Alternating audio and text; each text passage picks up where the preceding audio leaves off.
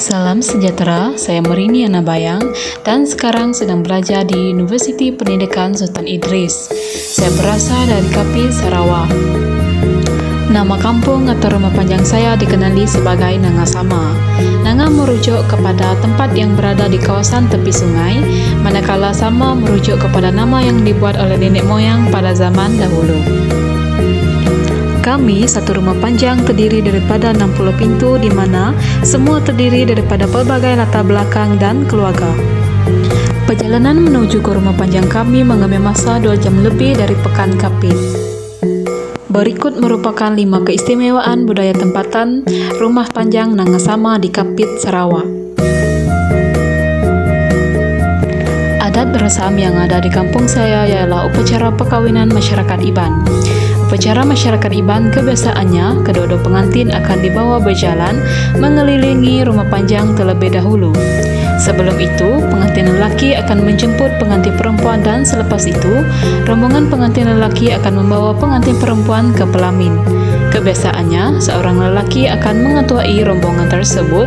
Sambil bergerak, lelaki tersebut akan mempersembahkan tarian ngajat. Orang ramai akan mengiring pengantin sambil memalukan tawel atau gong dan memainkan irama sapi.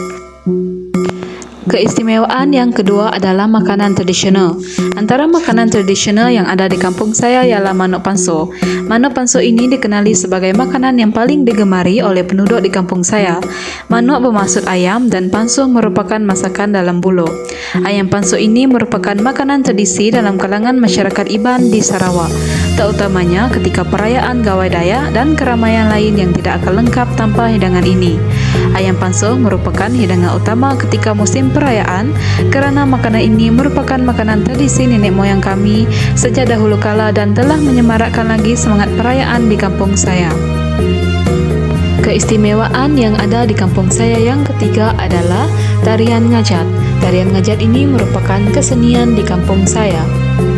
Penduduk di kampung saya sering melatih generasi masa kini untuk mengekalkan tradisi lama, yaitu belajar menari tarian Iban yang dikenali sebagai ngajat. Tarian ngajat adalah merupakan identiti utama masyarakat Iban yang menjadi kebanggaan kebudayaan di Sarawak. Tarian ngajat ditarikan dalam sambutan Hari Gawai sebagai tanda kesyukuran dalam hasil menuai padi sepanjang tahun ini. Keistimewaan budaya yang ada di kampung saya yang keempat adalah upacara miring. Upacara miring ini merupakan kepercayaan masyarakat tempatan yang dikenali sebagai animisme. Penduduk di kampung saya dahulu mengadakan upacara miring. Upacara ini merupakan persembahan doa kepada Tuhan semasa Hari Gawai Daya. Perayaan Hari Gawai Daya merupakan perayaan yang menjadi identiti suku kaum Dayak di Kepulauan Borneo. Dalam suku kaum Dayak, masyarakat Iban akan melakukan satu upacara, yaitu upacara miring untuk menghormati petara, roh dan nenek moyang. Selain Hari Gawai, upacara ini juga dapat dilakukan untuk mencari kejayaan dalam usaha masa depan sama ada dalam perniagaan atau perjalanan. Secara umumnya, upacara miring diadakan adalah bertujuan untuk memberkati, melindungi, membawa kebahagiaan, kedamaian dan keharmonian dalam masyarakat Iban. Yang membuatnya unik adalah setiap kampung atau daerah mempunyai cara mereka tersendiri bagaimana melakukan upacara ini.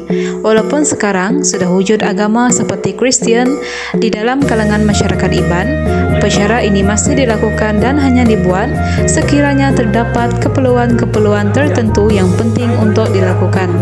Bahan yang ada seperti piring.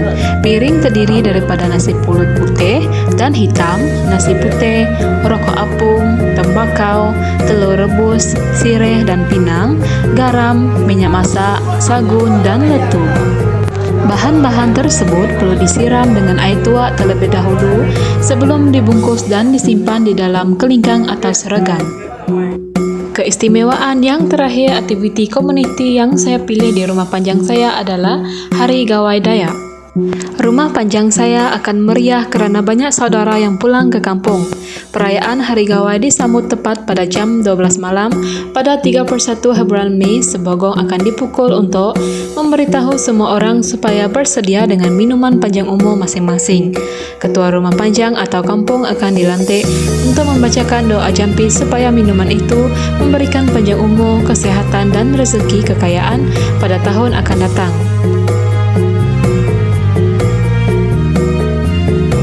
Bagi kaum Iban, air panjang umur yang dipanggil air pengayu akan ditimbang oleh lemambang pemuisi sebelum diminum oleh orang ramai. Biasanya, tua akan dijadikan air panjang umur dan selepas itu, minuman jenis lain seperti yang berjenama mahal-mahal belaka akan dibahagikan. Mulanya, semua hadirin bersalaman untuk mengucapkan selamat Hari Gawai dan diikuti oleh ungkapan pendek gayu guru gerai nyamai dan lantang senang wan menua yang bermaksud semoga panjang umur, sehat walafiat, dan murah rezeki ketika hidup di dunia. Sekali, video-video tersebut menunjukkan 5 keistimewaan yang ada di kampung saya. Juga berharap agar video ini memberikan manfaat kepada kalian semua. Sekian, terima kasih.